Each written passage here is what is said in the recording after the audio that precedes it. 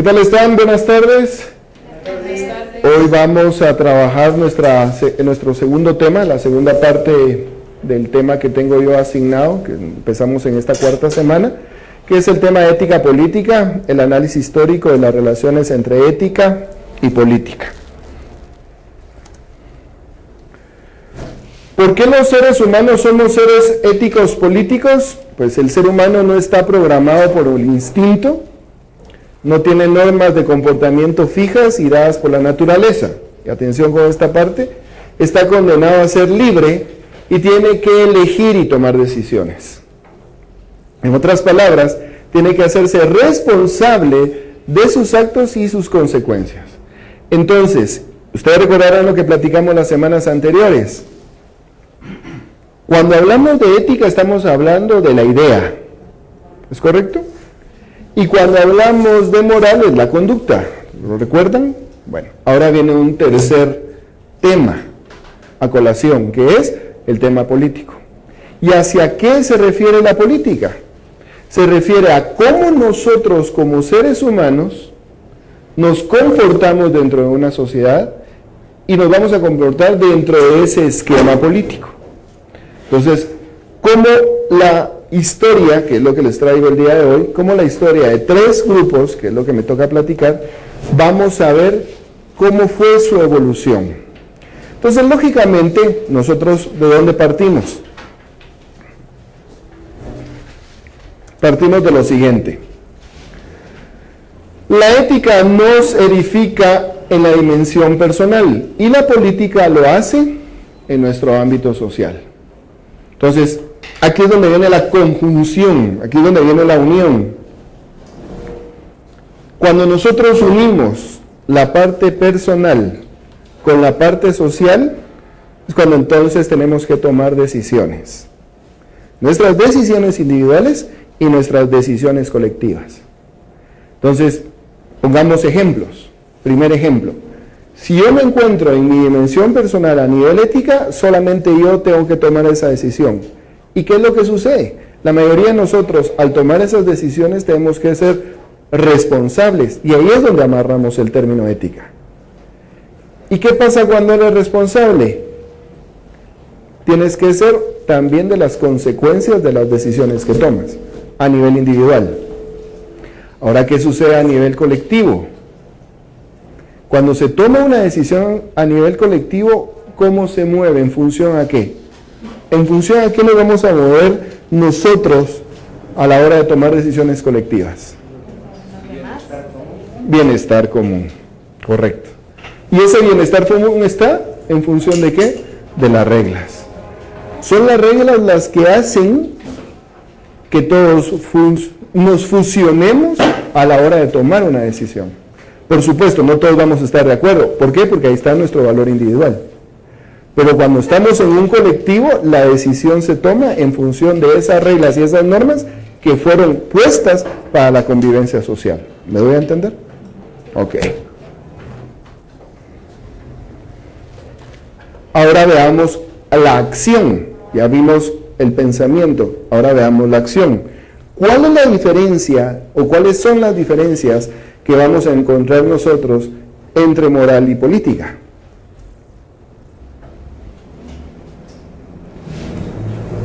Primero, si estamos hablando a nivel individual, es dirigir su libertad de acuerdo a un código de valores.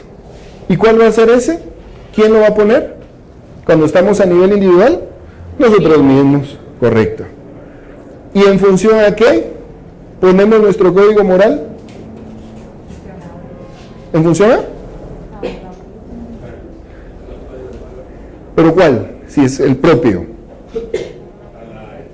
Ok, pero ¿cuál es? ¿Qué es lo que me mueve a mí a poner valores en mi vida? Depende de la formación. Ok, perfecto. Depende de dónde te hayas formado, tu ambiente familiar. O sea que viene de un ambiente familiar. Y ese ambiente familiar es el que te va formando los valores. Pero ¿quién toma la decisión de vivirlos? Ahí vamos. O sea que aquí es uno. ¿Qué pasa en la política? ¿Cómo cambia? Es el conjunto. Así esté de acuerdo o no. ¿Se dan cuenta de la diferencia?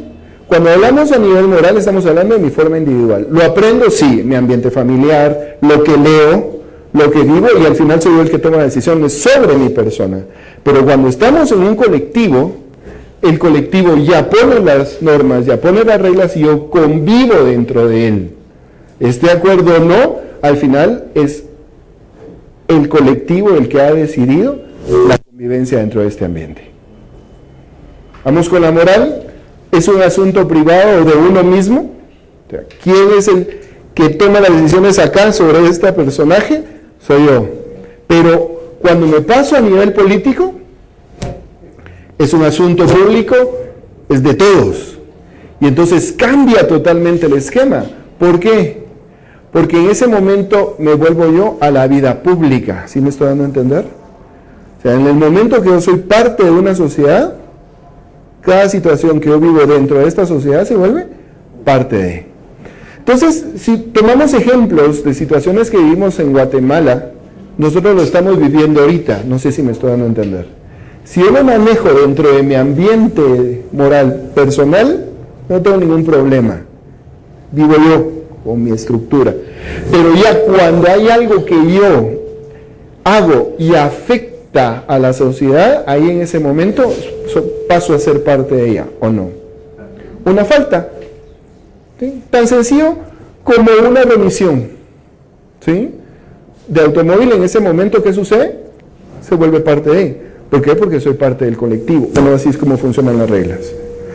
Yo tomo un examen para sacar mi licencia de conducir. ¿Qué está diciendo ese examen? Que conocí las reglas, por lo tanto me vuelvo parte del colectivo.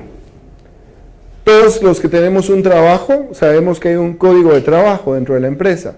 Si no hay un código de trabajo, aunque se llama de otra manera, el reglamento interno, gracias, reglamento interno. Si no hay un reglamento interno, entonces ¿a qué tenemos que ir?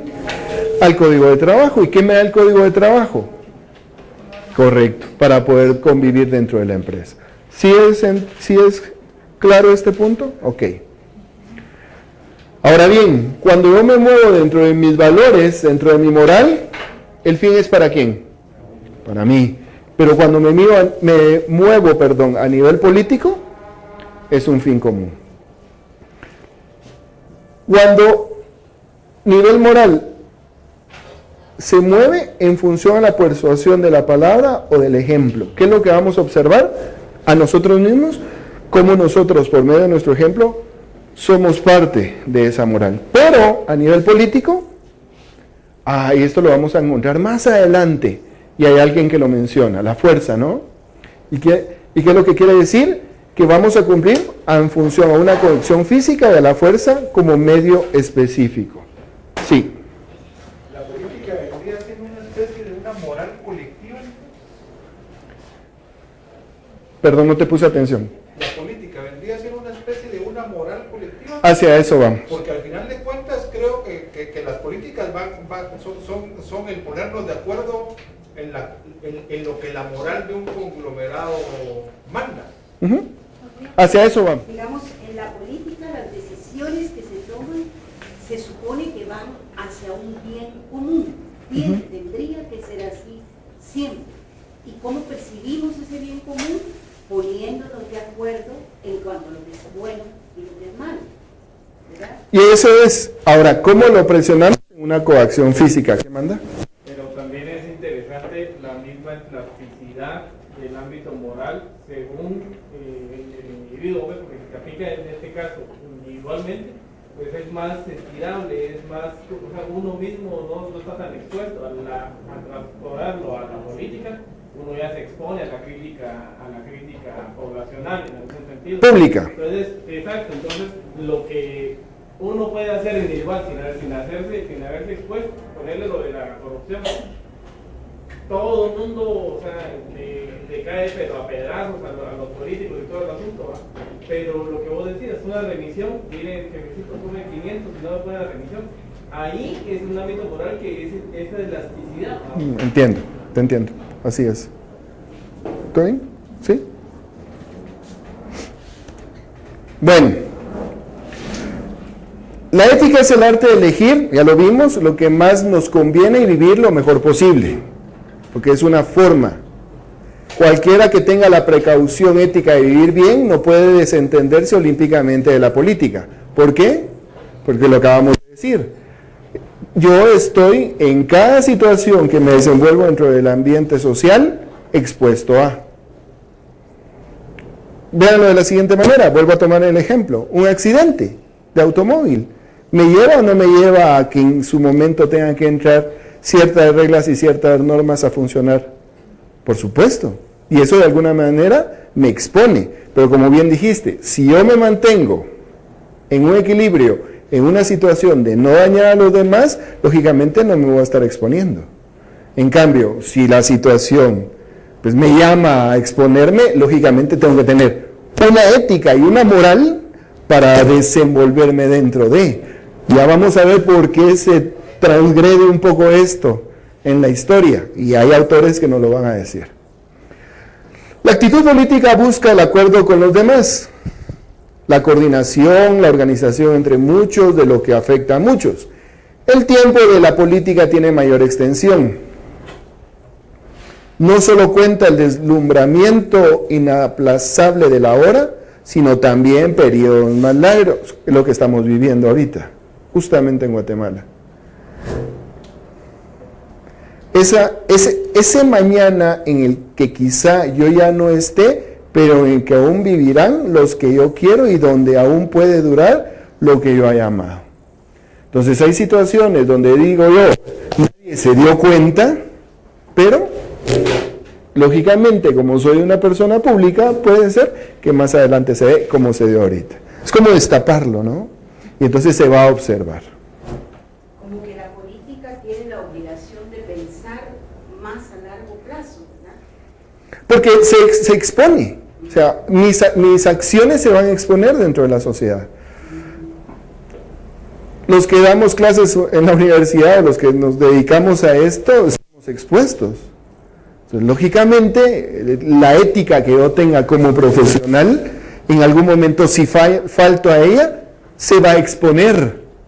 O sea, lo que haga yo conmigo dentro de mi privacidad, se queda dentro de mi privacidad, pero estoy expuesto.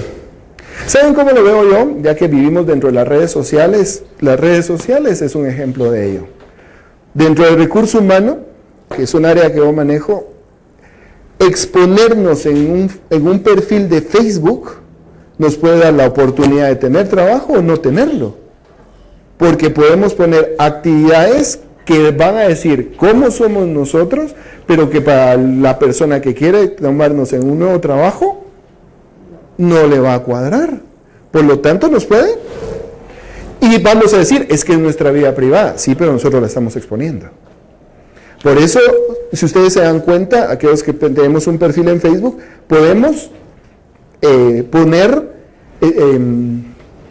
restringir qué material se puede ver y qué material no se puede ver. ¿Sí? Y eso es lo que ha pasado con gente, como ustedes lo ven en los hackers, que tienen información privada, que suben a la nube y que hacen los hackers, quitan la seguridad, bajan la información y la exponen, y ese momento la persona se vuelve pública. Por supuesto que le faltaron a la persona, el hacker, pero la información pasa a ser parte de la comunidad. ¿Sí queda claro ahí? ¿Mejor aún? Bueno. Entonces, nuevamente nos subimos a nuestra máquina del tiempo y nos vamos a correr.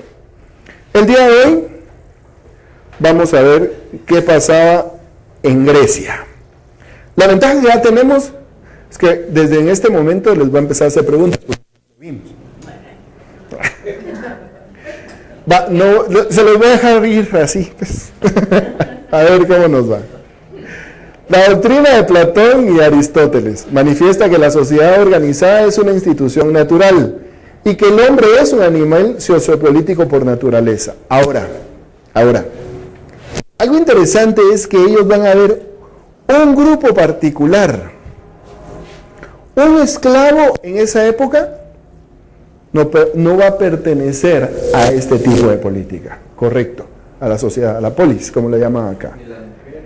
Ni las mujeres. Ahora, ¿debido a qué? Solo ahí nos podemos dar cuenta de cómo hemos venido evolucionando como seres humanos. Entonces, estos términos que estamos platicando no es una casualidad, es una funcionalidad para cada uno de nosotros y la idea es la evolución a la que nos ha llevado.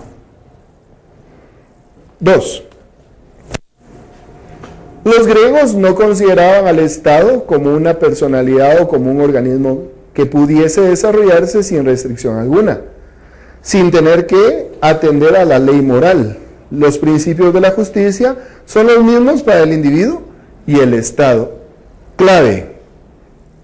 Pregunto, ¿el Estado es una persona? No, acá, lo que acabamos de leer. No, ¿qué es?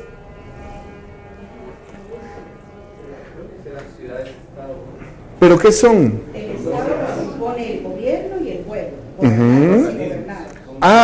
Pero no son personas. Ese es el punto clave acá. ¿Sí me doy a entender? Porque muchas personas piensan que al hablar del término Estado le ponen un nombre de una persona o una situación de él representa pero él representa a todos los que tomaron la decisión que fuera él. ¿Sí? Pero se confunde, porque aquí se utiliza el término Estado para referirse en realidad al gobierno, al aparato estatal, a los gobernantes, cuando es un elemento nada más del Estado. Pero es que ese es el punto que yo quiero que vean desde dónde viene el criterio. O sea, no es que se va a investir a la persona que representa a, pero no significa que la persona es, ¿sí me estoy dando a entender? Que muchos de los problemas que se dan dentro de nuestra sociedad, ya se dice, es que él tome las decisiones, no, él solamente es el ejecutor de lo que dice toda la estructura. Como también en ese tiempo, digamos, hablando de la Grecia clásica, en ese tiempo estaba todo revuelto, la política, la ética, la sociología, la economía, la religión, era un solo, o sea, no estaba separado como ahora, ¿verdad? Entonces, era todavía más complicado, ¿verdad? Pero el punto es que si te das cuenta, o sea, lo que yo quiero dar a entender con esto es que no estamos hablando que va a ser la representación de una persona, o sea, no puede caer en una persona, sino es el conjunto, que era lo que ellos querían en su momento. Por eso es que no tenían mujeres, por eso es que no tenían esclavos y no tenían extranjeros. Ahorita lo vamos a ver en una diapositiva. El fin del Estado y del individuo coincide en que el Estado prospera solo cuando los ciudadanos sean individualmente buenos y estén bien. Cuando consigan su propio fin. Entonces es dejar que las personas logren su accionar y que cuando estas personas logran su accionar es el beneficio para todos. Ahora el punto es, no todos estaban dentro de esta estructura. Entonces en el momento que el esclavo, poniendo acá el ejemplo, si el esclavo no tenía ni voz ni voto, no importaba. ¿Quiénes sí importaban? Los ciudadanos. Ahí surge el término. Es que ahí te estás extrapolando al origen mismo de la soberanía y el poder público. Sí. ¿Qué es eso? Sí. Los ciudadanos le dan representantes. Pero date cuenta que gracias a ellos podían verlo de esa manera. Entonces, ahí es donde nosotros nos vamos a dar cuenta que como sociedad tomamos a todos y ese es un costo, ¿sí? Que es el que vivimos actualmente. Sí, yo lo que privilegiaría en esta idea sería básicamente que el Estado está al servicio del bien común y viceversa, es decir, el Estado está para administrar el bien para todos los ciudadanos reconocidos y al mismo tiempo el ciudadano debe de manejar una moral entendida por todos, no solo entendida sino que aceptada por el Estado. Entonces es una reciprocidad, no hay no hay un quiebre entre una moral pública del Estado y una moral del individuo. El casamiento de esas dos cosas hacen la unidad del Estado. Pero, sí. Estaba viendo la validez de este pensamiento en nuestra sociedad actual. Porque aunque la gran mayoría se echa tierra encima y se rasga las vestiduras ante la crisis que estamos viviendo del Estado, realmente el Estado de Guatemala es un reflejo de nuestra propia moral y ética.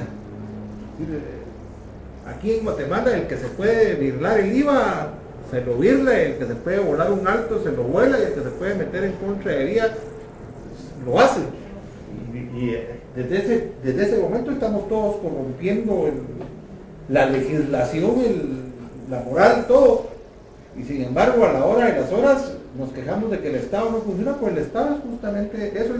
El fin del Estado y el individuo coinciden en que el Estado prosperará solo cuando los ciudadanos sean individualmente buenos y estén bien. Es que lo que yo quería tomar de esto, y gracias por tus palabras, lo que yo quería tomar de eso es que cómo nosotros llegamos a ser ciudadanos. Eso es lo que pesa para este pensamiento. O sea, ¿quiénes logran el estatus de ciudadano? Y ese que consigue el estatus de ciudadano debe buscar ese bien común, y ahí entonces pesa diferente el Estado. Porque si el valor se lo dábamos a todos, ¿perdían o no perdían ellos? Y eso es lo que se ve en la historia. Tengo uno más. La única garantía auténtica de la estabilidad y la prosperidad del Estado es la bondad moral y la integridad de sus ciudadanos. Pero para que estas personas llegaran a ser íntegros moralmente, ¿qué deberían de poseer ellos? Entonces, ellos deberían de ser seres éticos, individuos éticos, y su accionar moralmente. Y a la inversa, solamente si el Estado es bueno y si el sistema educativo, que es donde viene la clave, y no lo subrayé y lo quería poner en negrilla, es racional, moral y sano, llegará a ser bueno con los ciudadanos. Entonces, ¿qué tiene que ver ahí? Entonces, ellos nos están hablando de una estructura política educada. O sea, esa es la clave de... Entonces, el que llega a nivel, que ahorita lo vemos acá, vamos a ver, todavía falta una. El que llega a nivel de ciudadano es porque él puede pertenecer a ese conocimiento ético.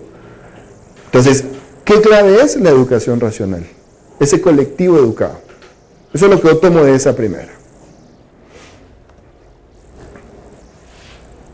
Para Platón, el Estado no es más que una ampliación de nuestra alma, una especie gigantesca de reproducción en enormes dimensiones de nuestra propia alma. Aquí estamos hablando filosofía, ¿sí? Filosóficamente hablando.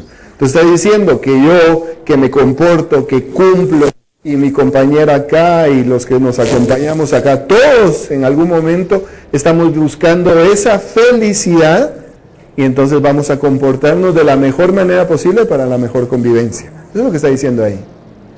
Y entonces, el que no, ¿a usted es extranjero? No, fíjese que no, siempre gracias, pero no. ¿Usted es esclavo? No, usted no cumple con. ¿Mujer?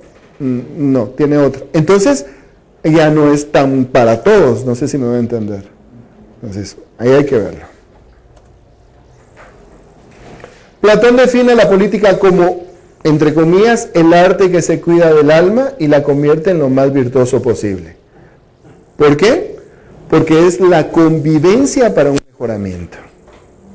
Entonces, si somos éticos y morales, nos podemos comportar dentro de una sociedad. ¿Por qué? Porque en algún momento todos vamos a buscar el bien común.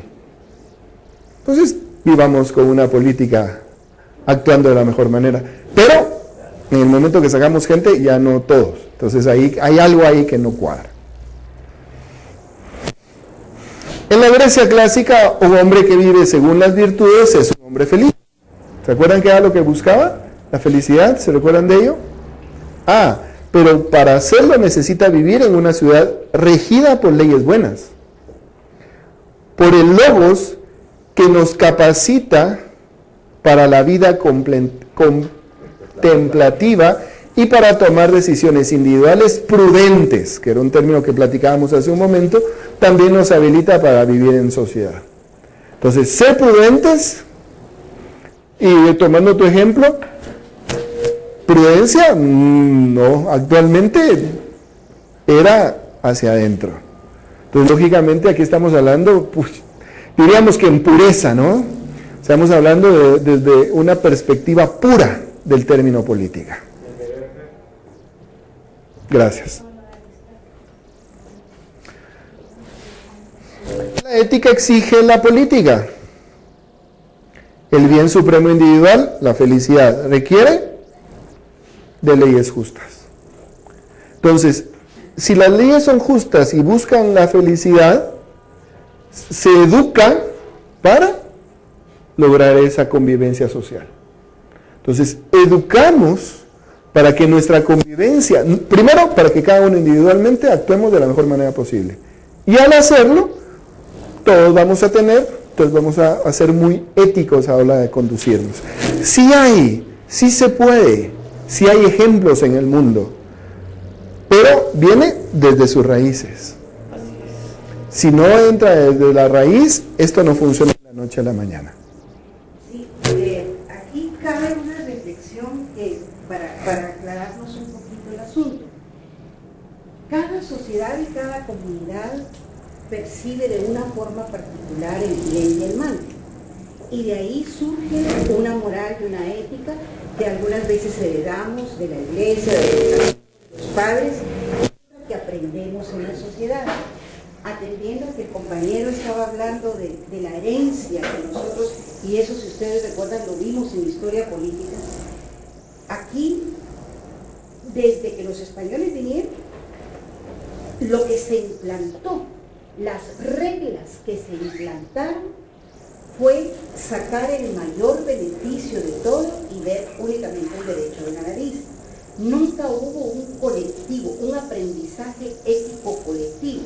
A la colonia tenía su mirada hacia los intereses de la corona y posteriormente a los intereses de la burocracia española cuando nos separamos.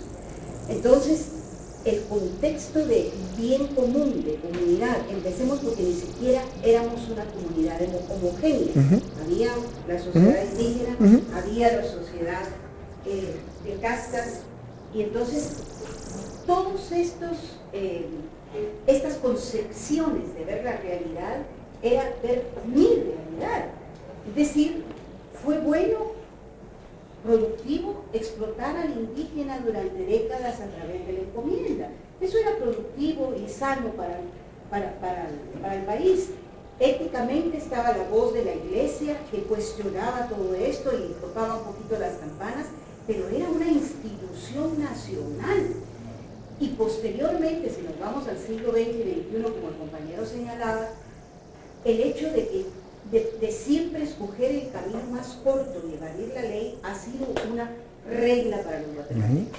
Si a mí me paran policía porque yo me pasé en rojo un semáforo y me va a poner una multa de 300 quetzales y yo le digo no sea mala gente, rebájemela, bueno, arreglémoslo, deme 50. Inmediatamente yo veo mis intereses y digo, muy bien, aquí están los 50. Estoy a fondo, inmediatamente rompiendo una regla legal, pero ya no lo vemos mal. Exacto. Ya no lo vemos mal porque, digamos, la historia, las generaciones han crecido en ese sistema.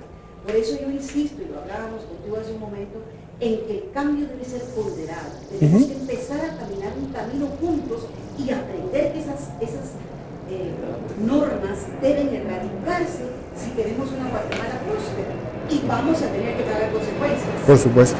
Porque como te decía yo, muchos negocios no van a poder mantener el fisco en la espalda y van a tener que cerrar o encarecer productos.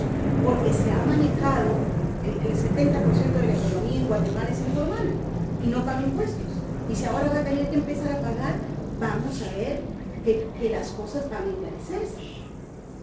Es muy complejo, pero nace de una conciencia traslocada éticamente en Guatemala. Ok, gracias. Y es que ese era mi siguiente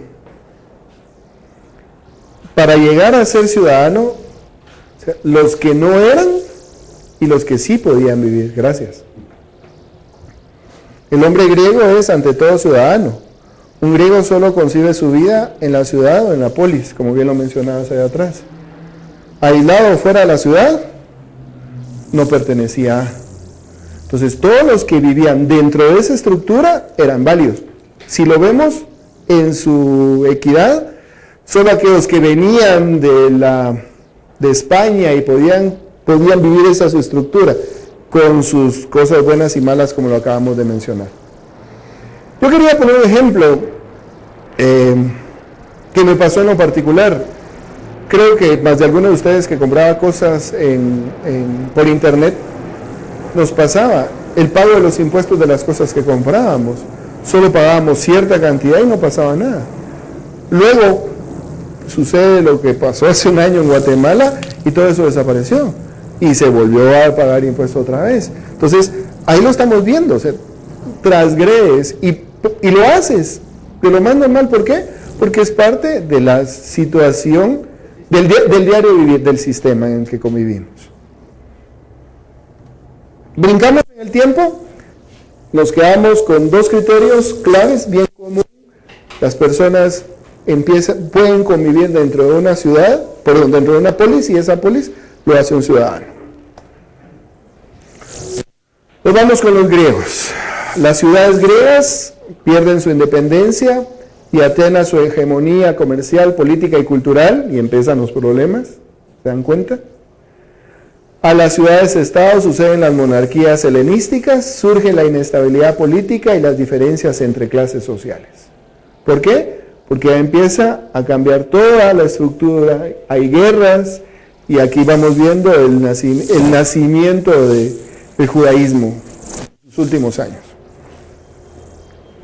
Cambia el concepto de hombre. Aristóteles habla del animal cívico, porque solo la polis era autosuficiente y solo en ella podía realizarse plenamente.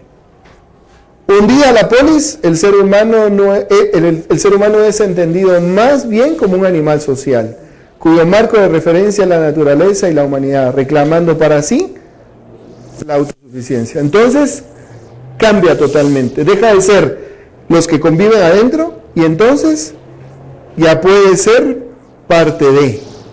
Y entonces empiezan a aparecer las ciudades-estado, como lo estaban mencionando ahí atrás. ¿Qué surge? Por la inestabilidad de la época, la seguridad personal y la felicidad individual se convierten en grandes aspiraciones del momento. Ya no es hacia, sino es adentro de. O sea, yo puedo tenerlo sin necesidad de estar, y entonces cambia totalmente. Ya puedo yo valorar otras cosas. ¿Qué cosas? La seguridad personal y la felicidad. Ya la puedo tener yo, no me la dan, sino que yo la puedo tener. Se busca la seguridad tomando como referencia las leyes inalterables de la naturaleza, del cosmos. Se elabora una nueva física y una nueva ética de carácter naturalista y cosmopolita. ¿Quiénes pertenecen a este pensamiento? ¿Quiénes pertenecían a este pensamiento que lo vimos en clases anteriores? Aristóteles, Platón, Sócrates, y entonces aparecen ¿quiénes más? Epicuro, correcto. ¿Y quiénes más? No, Epicuro, Zenón, ¿y quiénes pertenecen a Zenón? Fueron los cuatro que vimos. Y los estoicos. Ahí están ellos metidos. ¿Se dieron cuenta cómo cambia? Felicidad, y luego pasaron a ser ¿qué? Las pasiones, y luego pasaron a ser ¿qué? Los placeres. ¿Y los estoicos? Las virtudes. La razón. Me está sonando muchas cosas al mismo tiempo. A ver, ¿cuáles fueron? Felicidad. ¿Qué otra? Placer. Y la de los estoicos es la que necesito. El estoico era un individuo que le daba un poquito de la espalda a todo el placer mundano. y se dedicaba un poco más a la austeridad, la contemplación, la falta de deseo, Así es. 3 son los pensamientos básicos. Si se dan cuenta, toma sentido. Ya no es afuera, sino es adentro. Entonces yo tengo que buscar dentro de mí la felicidad, tengo que buscar, segundo, los placeres, y tercero, esa austeridad que manejan. ¿Por qué es importante? Porque eso le da entonces un poder diferente al individuo, y es dentro de él la ética que va a empezar a manejar. Hasta ahí llegamos con esa escuela. Esta sí la vimos. Entonces, ¿qué pasa con el cristianismo? Deja atrás lo que les acabo de mencionar y toma la divinidad. Y aquí cambia totalmente la ética política. El cristianismo retoma y hace suyo el problema de la conciencia moral como esfera interior y ratifica la independencia de la ética individual apoyándose en la voluntad divina como única fuente de justicia. Entonces, los otros estaban buscándolo a nivel racional. Los cristianos le dan vuelta totalmente a la página y se vuelve una situación de voluntad divina. Entonces, hay un ser superior que nos da cuáles son las reglas que debemos de seguir. Ahí cambia totalmente. ¿Sí? Ok. La nueva unidad entre ética y política se da en el ámbito de la fundamentación última de los estados y de las leyes, que es la misma que las normas éticas. ¿De dónde? Entonces ahí se enmarcan. ¿Y quién las enmarca? Ok. ¿Y cuáles son esas que la mayoría de nosotros conocemos? Ahí surge. Entonces, solo con ello, ¿qué te está diciendo? La limitante. Entonces, ya no viene enmarcada de adentro, sino viene de una situación de afuera. Y ahí entra, desde mi perspectiva personal, el conflicto. ¿Sí? Pero lo dejo ahí. ¿Considerar que es un retroceso en cuanto a la evolución del ser humano a hacerse cargo de él mismo, de su autocontención y dejarlo a una autoridad superior? Creo que en su momento, te recordarás, en la historia había muchas luces, no sé si me voy a entender. Y en su momento, al caer el cristianismo y reunirlos a todos, les da un solo sentido. Y entonces desaparecen las escuelas, todas las escuelas que habían aparecido. Entonces no te puedo decir si era bueno o era malo, porque no te puedo decir si iban bien encaminadas. Radical. O sea, lo que sí hay es un cambio radical. Ahorita le doy la palabra. Realmente le da sentido diferente al mundo. No podemos decir si fue malo o bueno, pero sí un sentido diferente porque todos iban con luces diferentes. Pero al final no es como un corte directo, sino que se adquieren ciertos pensamientos, incluso de la escuela griega, se toma la separación del alma y el espíritu y se incorpora al pensamiento cristiano posterior. Sí, pero esa era parte de quién era el que estaba de gobernante en ese momento. Y eso es lo que hace que puedas desarrollarse como se desarrolló. Lógicamente, estaban otras personas con otros movimientos, pero sobre la línea que nosotros vamos es esta. Sí, De luego te doy la palabra. yo quisiera complementar un poquito lo que el compañero dice. No hay rompimientos totales, porque hasta ahorita está poniendo Aristóteles, Platón y todo eso. Es imposible no verlo, porque ellos pertenecen a una escuela y a una concepción filosofal genial. Ahora, ¿qué pasa cuando el cristianismo aparece? Aparece por primera vez la igualdad de los hombres ante un ser superior. Aquí el profesor nos acaba de explicar que había esclavos y a las mujeres no se les tomaba en cuenta. Ya esa concepción del ser humano cambia totalmente. Y por otro lado, surge lo que es la ética categórica y la ética prudencial. ¿Qué pasa en la filosofía cristiana y en la ética cristiana que vamos a aprender?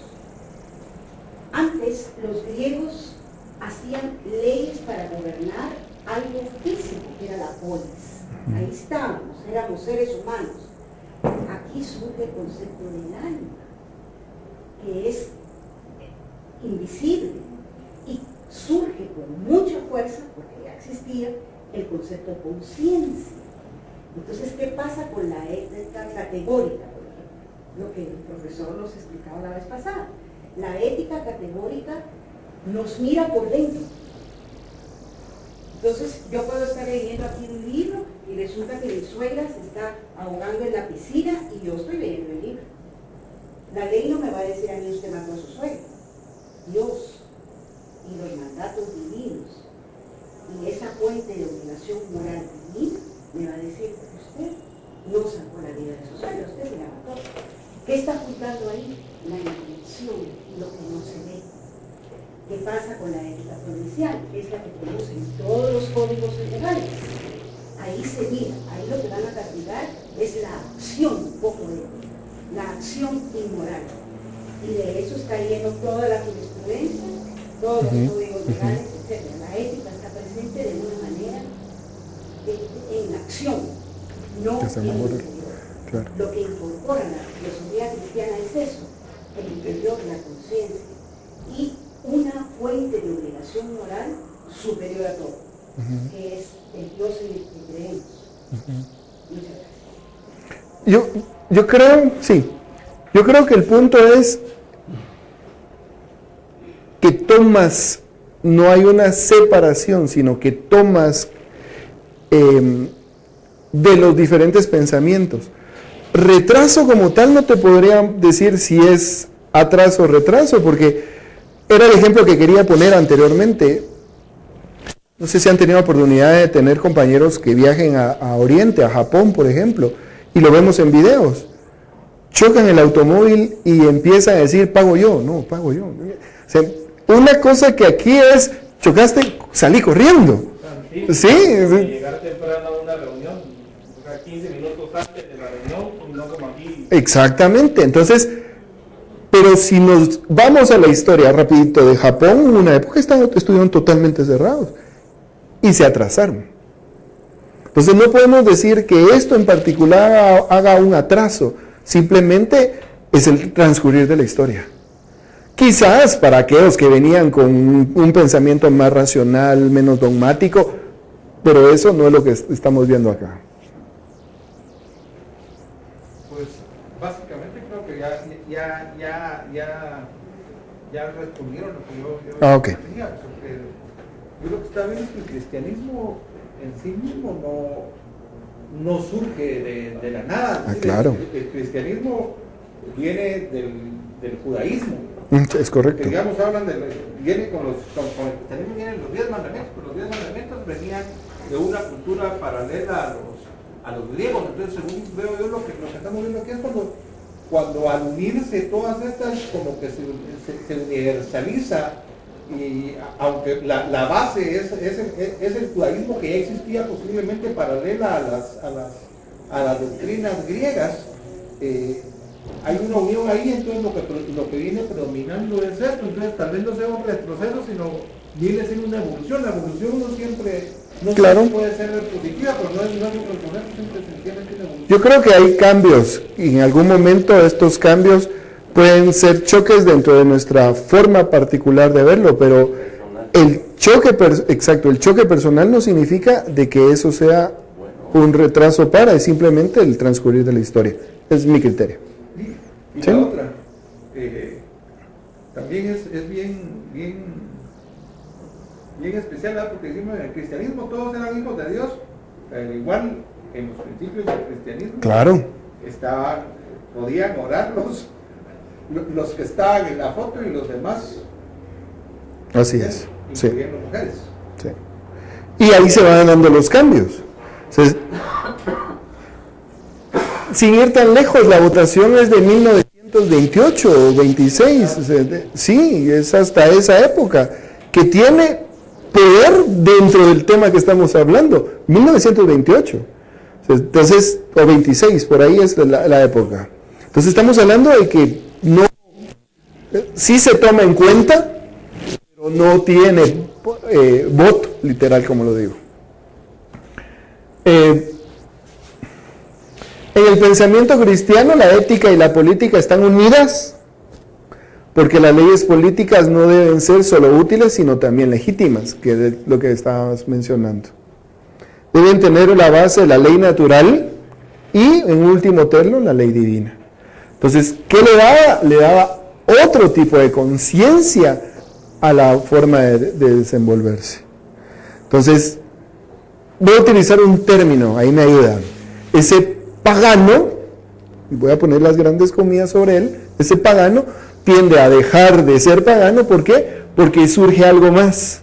Surge alguien que de alguna manera lo puede ver desde una perspectiva diferente. ¿Estamos? Vamos ahora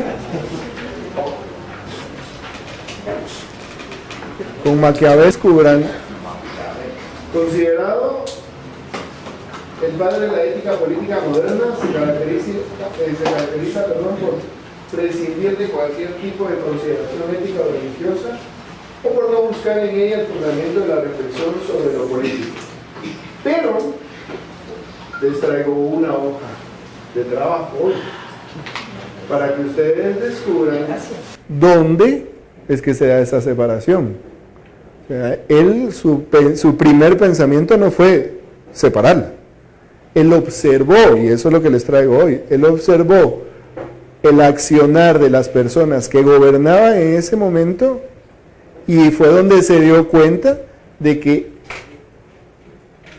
buscaban algo, y entonces no, la frase que se le conoce a él no se acuña a él, o sea, es la lógica de lo que él dice en El Príncipe, porque no está acuñado en algún lugar, o sea, como que lo haya dicho. ¿Cuál frase es la famosa de él? No. ¿El fin? El fin no está acuñada para él, no está escrito con él, pero lo que al final significa, lo que vamos a ver hoy, es eso, exactamente. La política es absolutamente independiente de la moral. Atención, porque aquí salimos de lo que veníamos, aquí estamos separándolo totalmente, porque va a buscar algo en particular, y lo que va a buscar es la conveniencia, ¿sí? Eso es lo que busca. Según Maquiavelo, es legítimo en la esfera política utilizar un medio inmoral para alcanzar un fin bueno. El fin que tiene presente es la seguridad y el bienestar del Estado. El fin justifica los medios. Esa es la frase que se le conoce. Pero atención, él no llega desde su perspectiva así, él pasa por un proceso para llegar a esto. El Estado solo puede contar con sus propios recursos. ¿Cuáles son? La ley, la astucia y la fuerza. ¿Le suena la aplicación de esto en el mundo actual? O sea, por eso es que se oye tanto de ideas maquiavélicas, pero no es que sea de maldad, sino que está basado en el apellido de esta persona. O sea, no es idea mala, sino la idea de que en función de lo que posee se pueda trabajar. Pero ha de guardar las apariencias siempre que sea posible, ocultando la realidad. O sea, trasladar a esto el beneficio de la situación particular.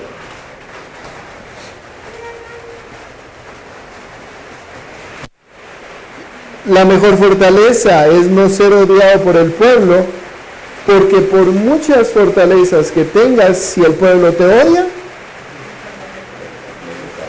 estas no te salvarán. Y entonces, ahora les toca trabajar a ustedes. Vamos a poner una hoja de trabajo en la página para que ustedes en casa la realicen.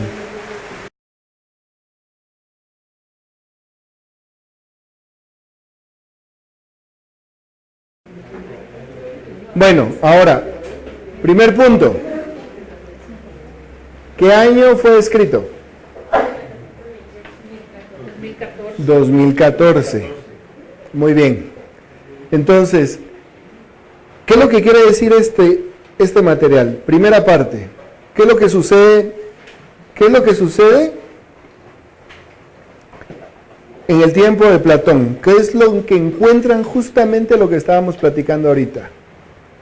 ¿Cuál es la idea principal de este primer párrafo?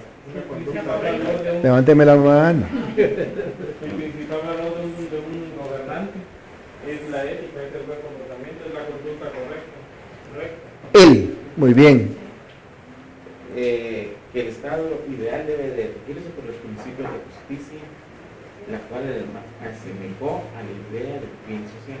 Ok, el bien común, muy bien. El fin era el bien común. Ok, el fin era el bien común. ¿Nadie más? Ok. Platón hablaba de ética. ¿Cómo? Platón hablaba de ética. Ajá. Era la virtud que deberían de tener los gobernantes. Ok, sacamos entonces el primer punto. Primer punto es, yo como individuo, si voy a tomar un puesto para la gobernanza, ¿está correcto decirlo de esa manera? ¿Cómo debo de actuar bajo un sistema ético? ¿Qué me ibas a decir? Yo creo que aquí Platón lo que está planteando es de que si nosotros queremos tener un buen Estado, tenemos que tener buenos ciudadanos. Es como un círculo, ¿verdad?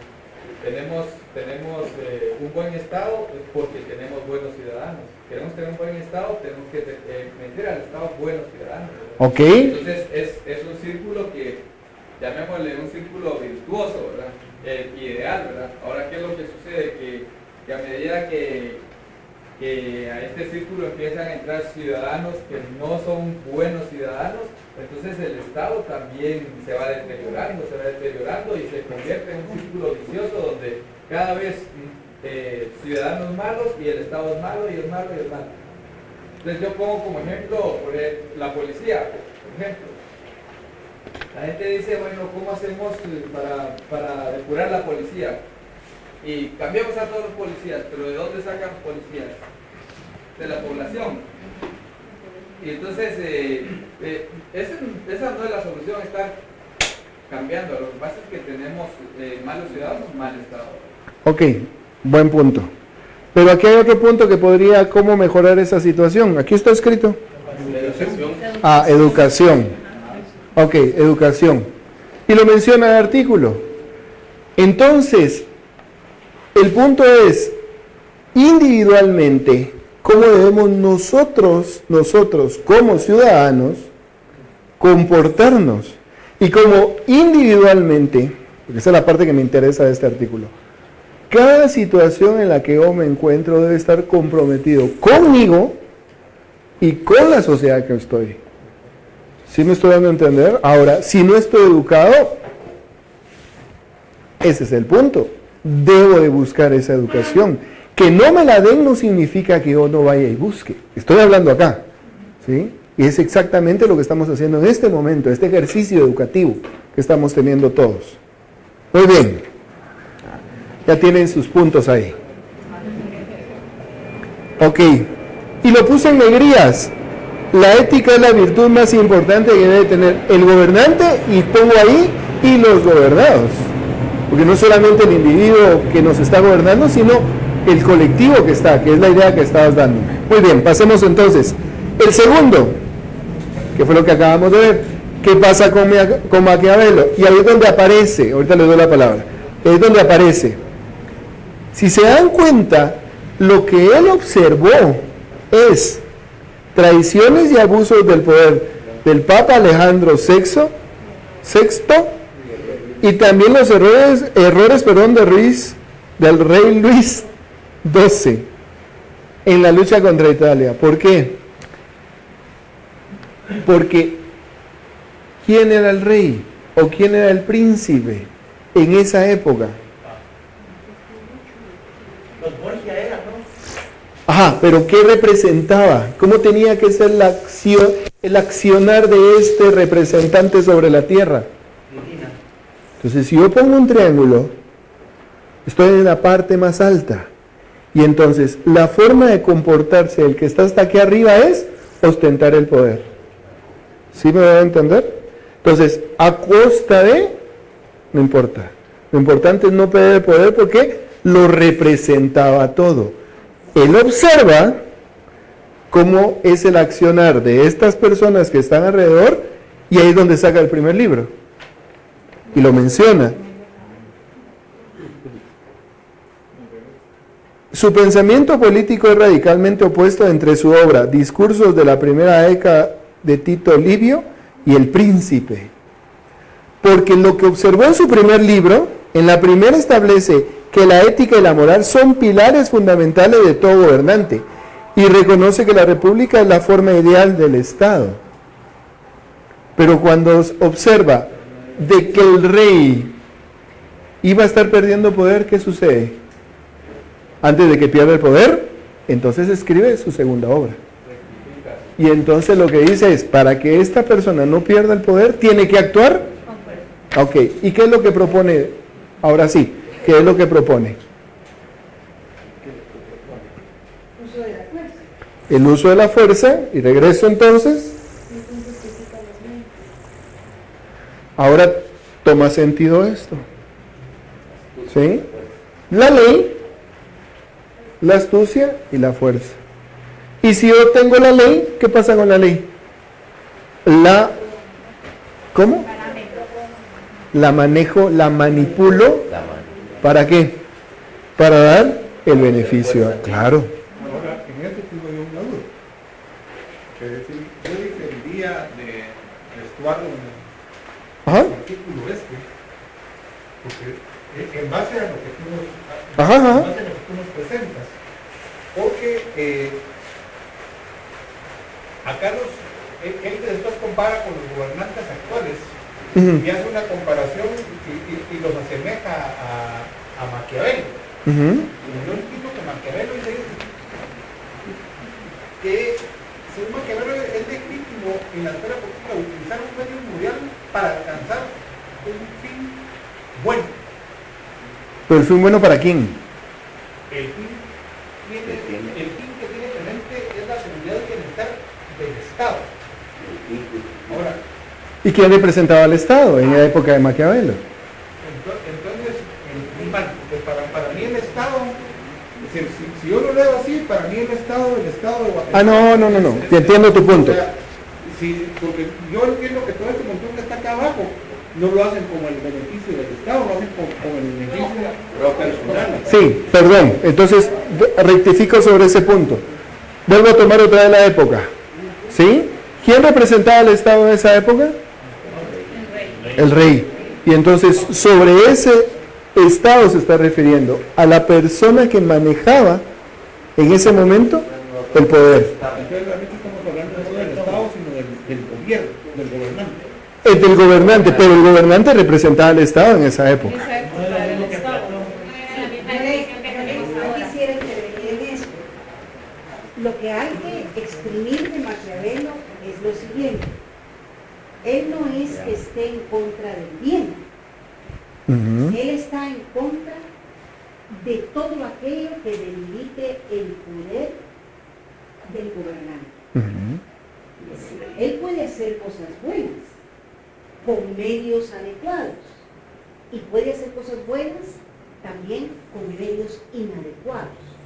Si al rey le conviene hacer algo malo, tiene que hacer uso de la fuerza, de la astucia, tiene que saber engañar, etc. O sea, estamos en una ética ambivalente Así es. en donde lo único que pega un grito es el poder del rey, porque lo que él quiere es que ese poder se mantenga en donde se debe, en donde está, que no se debilite y que el rey haga caso, haga uso de toda la herramienta disponible, ética o no ética, para conseguir los fines. ¿Qué fines?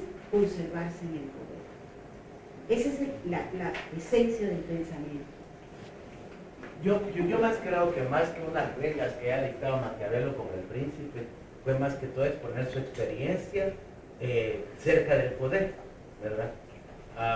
Me gustó mucho, pero no, esta era la última, la mejor fortaleza no ser odiado por el pueblo, ¿verdad? Porque muchos fortalezas que tengas, si el pueblo te odia, no te salvará. Decía también, recuerdo yo, que parafraseando esta frase, decía de que al pueblo es mejor tenerlo contento, se le domina más teniéndolo contento que por la fuerza. Pero insisto, no son reglas. Creo que los políticos actuales toman a Maquiavelo así, como una regla de comportarse en la política. Yo no creo que fueron sus experiencias al lado de los Borgia. Históricamente sabemos que fueron papas que, o sea, ellos sustentaron el poder de manera sangrienta y con tal de establecerse por todos lados. Y incluso en El Príncipe mismo creo que habían tratado los 5 errores que no se deben de cometer, como los que hizo el segundo. No sé si hay algo de eso, pero creo que hoy por hoy, o sea, no es como, yo siento que es como, les cuento esto malo que pasa para que no lo apliquen, siento yo. Ok. Lo que yo considero es que lo que podemos tomar de acá, sobre lo que estás diciendo, es, les cuento lo que pueden seguir para no perder el poder. O sea, lo que yo observé fue este actuar. ¿Por qué les traigo este artículo? Porque lo que me interesa es que démonos cuenta cómo actualmente tomamos como las ideas negativas para ostentar el poder, que no era la idea.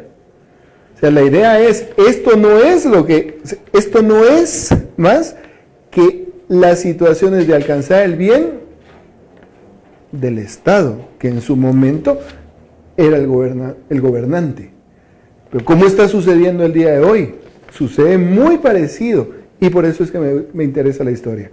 ¿Por qué me interesa la historia? Porque si nos trasladamos al último párrafo, justamente dice, es más cómodo convencernos que el problema son las leyes que cambiar los malos gobernantes.